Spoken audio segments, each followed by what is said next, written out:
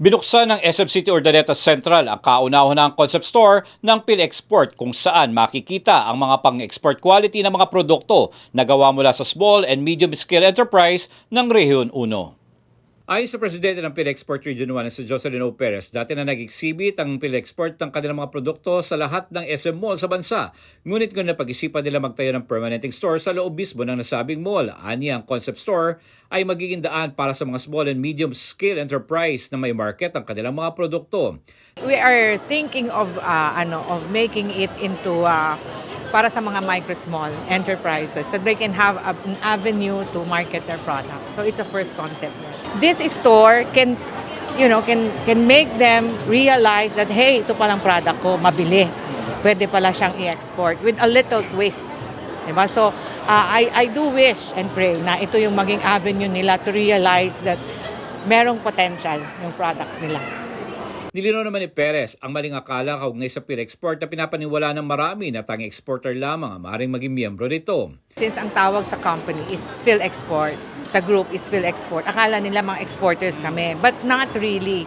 Membership could come from mga supporting companies like yung mga travel agencies, mga lahat na pwede pa sa supporting. And we have expanded, PhilExport has expanded also to farm tourism. Meron na kaming trustees for farm tourism. And hindi nang naman exporter, would be exporters. There is always a possibility for products to be exported. Ayon naman sa Provincial Director ng Department of Trade and Industry Pangasinan na si Natalia Bidalaten, unti-unti nang nakakaawa ng mga SMEs mula sa hamon na dulot ng pandemya ng nakaraang taon. Naging katulong din anito ang DTI Pangasinan sa mga SMEs, particular na sa mga food packaging, product development, marketing, kabilang ng pag-uugnay sa kanila sa ibang malalaking institusyon gaya ng SM Malls.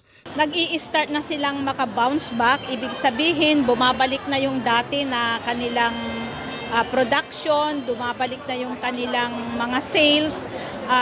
May mga ilan-ilan din naman na hindi na nagpatuloy because of the pandemic at marami naman perong umusbong na panibagong mga MSMEs. Tala ibinahagi ni Myrna C. Between Board of Trustees ng Region 1, PhilExport National na tumaas ang export ng lalawigan ng Pangasinan at ito ngayon ang nangungunang exporter sa Region 1. It is worth noting that over the past years, merchandise exports of the province of Pangasinan have been significantly growing. Tingnan po natin mga figures. From US 255,668 in 2018, exports have in fact leaped to a whopping $1.6 million in 2022, making Pangasinan the region's top exporter.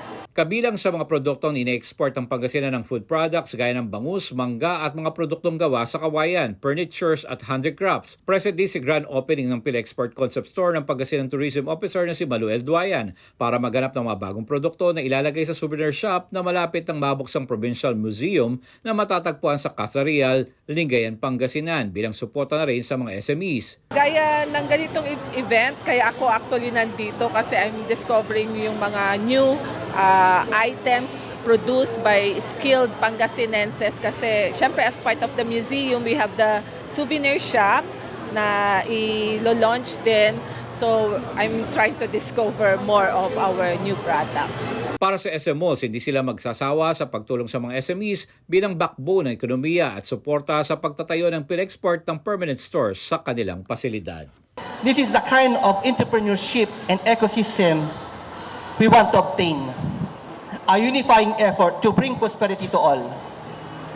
Because we were able to help this 99.6% of MSMEs, we are practically helping build the nation.